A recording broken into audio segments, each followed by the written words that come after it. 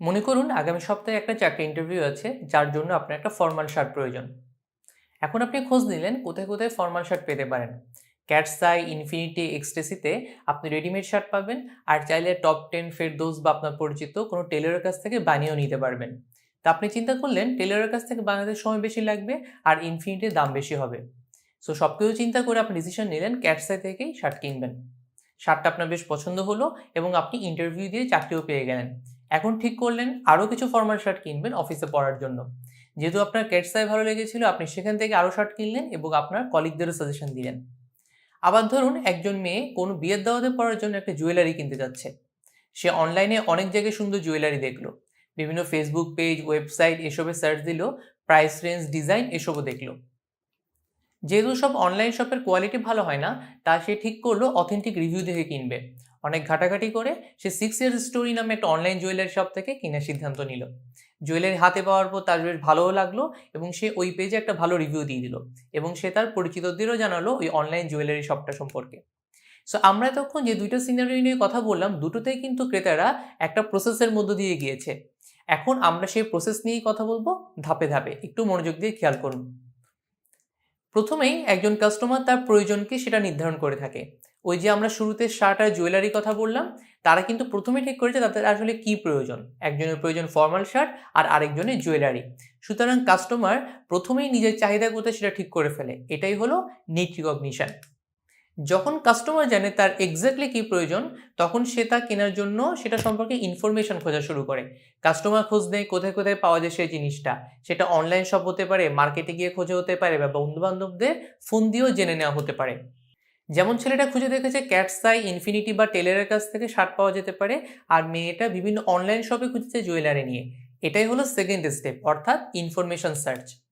একাধিক জায়গায় যখন আপনি পছন্দ মতো প্রোডাক্ট পাচ্ছেন, তখন আপনি নিশ্চয়ই এরপর যাচাই বাছাই করবেন যে কোনটা কিনে আপনার জন্য ভালো হবে, বা কোনটা আপনার প্রাইস রেঞ্জ বা বাজেটের মধ্যে পড়বে, বা কোনটা আপনি টাইমলি ডেলিভারি পাবেন।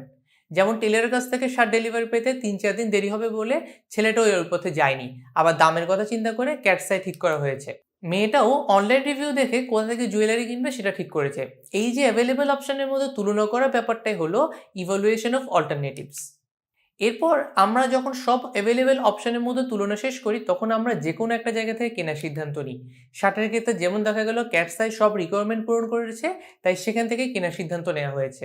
আবার জুয়েলারির ক্ষেত্রে রিভিউ, ডিজাইন, প্রাইস এসব চেক করে 6 ইয়ার্স স্টোরি অনলাইন শপ থেকে কেনার সিদ্ধান্ত নিয়েছে। অর্থাৎ পারচেজ ডিসিশনটা নিয়ে নেওয়া হলো। কেনাকাটা তো ওদের শেষ। এখন একটা প্রোডাক্ট ব্যবহার করে আপনাদের ভালো লেগেছে নাকি খারাপ লেগেছে তার উপর নির্ভর করবে আমাদের পরবর্তী আচরণ কেমন হবে।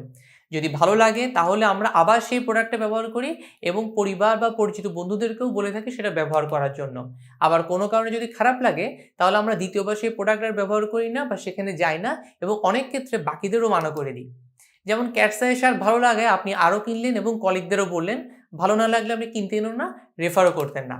আবার মেয়েটা যেমন জুয়েলারি কেনার পর ভালো লেগেছে বলে 5 স্টার রিভিউ দিয়ে এসেছে, তার পছন্দ না হলে খারাপ রিভিউ দিত। সো এটাই হলো পোস্ট পারচেজ বিহেভিয়ার। তাহলে পারচেজ ডিসিশনের ধাপ 5টা কী কী দাঁড়ালো? প্রথমে নিড রিকগনিশন, এরপর ইনফরমেশন সার্চ, এরপর ইভ্যালুয়েশন অফ অল্টারনেটিভস, নেক্সট হলো পারচেজ ডিসিশন, আর সবশেষে পোস্ট পারচেজ বিহেভিয়ার। এভাবে 5টা ধাপে আমরা আমাদের পারচেজ ডিসিশনগুলো নিই, এবং মার্কেটিয়ার হিসেবে আপনাকে এই 5 ধাপে 5ভাবে কমিউনিকেশন বা প্রমোশন করতে হবে কাস্টমারের কাছে। যেমন নিড রিকগনিশনের জন্য আপনি ব্র্যান্ড অ্যাওয়ারনেস ক্যাম্পেইন করতে পারেন। যখন সে ইনফরমেশন সার্চ করছে তখন তার জন্য সার্চ ক্যাম্পেইন চালালে সুবিধা হয়।